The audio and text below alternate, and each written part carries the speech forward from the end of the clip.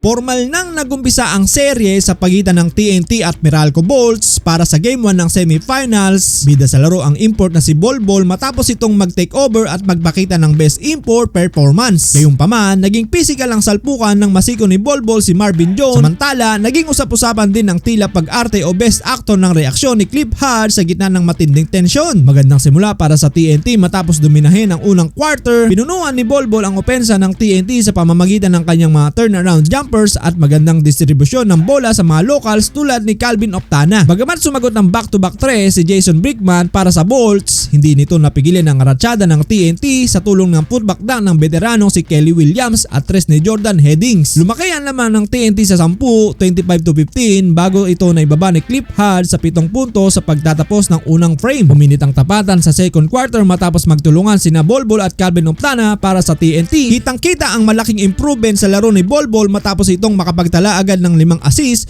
bukod pa sa isang malupit na block kay Cliff Hodge. Gayunpaman, nagkaroon ng bahagyang kaba ang tropa nang matapilok si Bolbol sa kanyang pagbaba mula sa pagkasubalpal dahilan upang dumiretso ito sa locker room. Sinamantala ito ng Meralco Bolts upang burahin ang double digit na kalamangan ng TNT at idikit ang score sa 29-32. Agad naman sumaklolo si RR Pugoy para sa TNT sa pamamagitan ng 3 sunod-sunod na basket, lalo nang nabuhayan ang kupunan sa mabilis na pagbabalik ni Bolbol sa court na sumagot ng top of the key 3-pointer 49-53 halftime. Third quarter, agad na nanggulat ang Meralco Bolts sa kanilang 5-0 run para agawin ang pwesto sa unahan. Pero ang naging tampok sa quarter na to ang banggaan ni na Cliff Hodge at ang dambuhalang import na si Bolbol. Nabigyan ng babala si Hodge bilang best actor matapos tawagan ng flopping ng bahagyang masiko ni Bolbol. Sinubukan naman bumawi ni Hodge pero hinarangan lang siya ng 7'3" import, isang yamadong supalpal na nagrehistro sa ika-6 na block ni Bolbol. Block party kung block party. Hindi naman nagpatalo si Marvin Jones na nang-araro sa ilalim para sa isang end one play dahilan para makuha ang double digit performance na may 16 points at 10 rebounds. Sa huling bahagi, nagnakaw ng eksena ang TNT sa pamamagitan ni RR Pugoy na may 19 points na habang sumablay naman ang pilit na layup ni Jordan Heading. Pagkatapos ng 3 quarter, tabla ang talaan 69 all. Grabe ang tapatan sa final quarter, sumabay si Chris Banchero gamit ang isang matinding hang time pero sumagot si Bolbol ng back-to-back 200 dunk at end one play laban sa depensa ni Brandon Bates. Uminit din si Calvin Optana sa kanyang back-to-back triples na sinundan pa ng layup ni Jordan Headings para lumayo ang TNT sa 88-77. Nagbanta pa ang Meralco nang maibaba nila sa 3,